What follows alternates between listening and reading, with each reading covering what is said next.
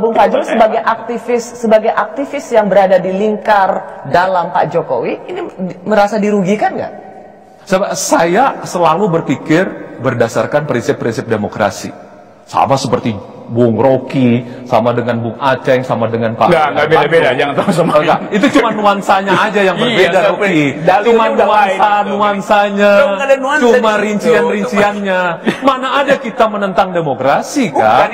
Cuma kan kita ini mencoba mengadministrasikan soal keadilannya ini seperti apa. Jangan lagi kita mencoba mengundang-undang yang semestinya yang sudah kita pisahkan menjadi masterpiece kita di masa 98, sehingga presiden itu menjadi seperti Soeharto itu. Jangan lagi, tidak boleh lagi terjadi. Lalu kenapa terjadi sekarang? Tidak boleh lagi. Kenapa terjadi sekarang itu? Karena itu kita. Lalu kenapa terjadi? Tidak terjadi itu kan karena Rocky menyimpulkan seolah-olah bahwa kalau terjadi sesuatu di sana pasti ujungnya istana. Saya terangkan ya. Saya terangkan. Bisa terjadi. Karena saya terangkan ya, saya terangkan. Tidak boleh begitu. Oke, Saudara Fajrul. Saya terangkan dengan cara saksama dalam tempo singkat-singkat. Dan dengan salah sebanyak-banyaknya. Ya, mungkin salah. Karena kesalahan itu tidak ada pada mereka yang berpikir lurus. Anda adalah juru bicara. Pikiran Anda terbatas pada pikiran yang Anda wakili, yaitu kepala negara itu. Saya terangkan ya. Di dalam soal kriminalitas, presiden tidak boleh campur di dalam soal kriminalitas. Betul. Di dalam soal hak asasi, tidak ada hukum yang bisa melampaui hak untuk berbicara itu. Jadi kalau hak diskusi di kampus itu, Rocky, kapan Presiden Jokowi pernah melarang orang untuk berbicara? Saya akan terangkan itu. Saya minta faktanya. Oke, saya terangkan faktanya. Kapan Presiden Jokowi melarang Rocky berbicara?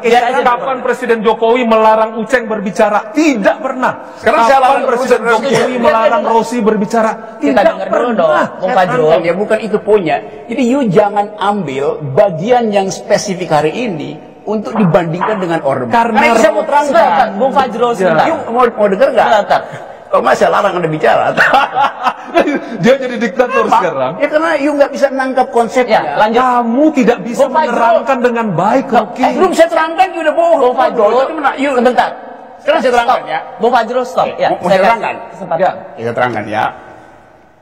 Kalau ada survei, pertanyaannya, ideologi negara harus diganti, dan semua orang mengisi harus diganti gitu. Diganti nggak ideologi negara? Kalau semua orang bilang bahwa ideologi negara harus diganti, kalau semua orang berpendapat bahwa hak untuk berpikir harus dihalangi di dalam 5 tahun ke depan, surveinya 90% bilang harus diganti. Harus diganti nggak tuh?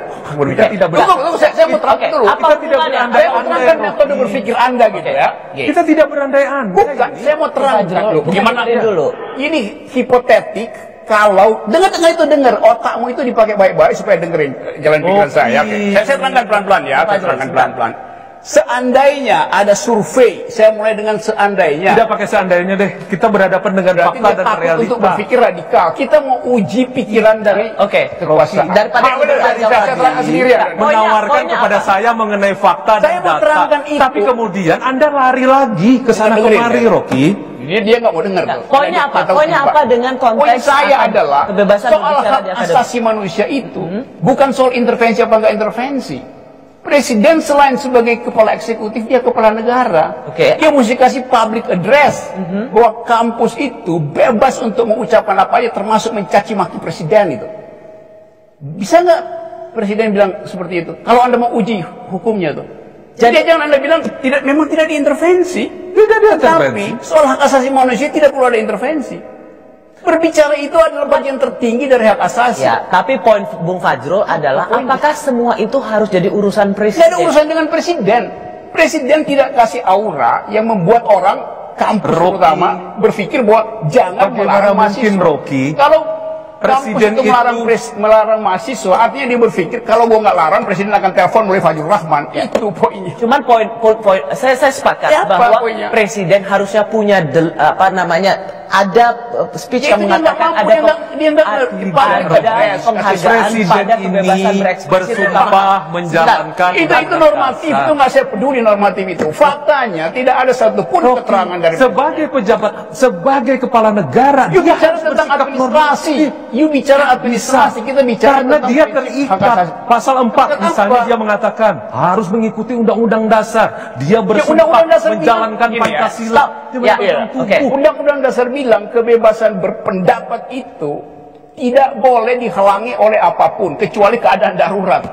Rocky, kalau misalnya gini, poinnya Bu Rocky itu cuma gini, kalau misalnya ada orang, poinnya Bu Rocky jangan pakai kalau itu adalah hipotetis. Diam dulu. Tadi kan kamu dia hanya ingin mengatakan bahwa Presiden Jokowi tidak cukup memberikan kejelasan posisinya terhadap jangan ada pembungkaman terhadap kebebasan berekspresi dan dia tidak melihat itu cukup dilakukan oleh Presiden Jokowi. Ini Fajrul dari tadi ngomong saya seperti begini ya, Bali gitu. Ini dia ulang. Rossi,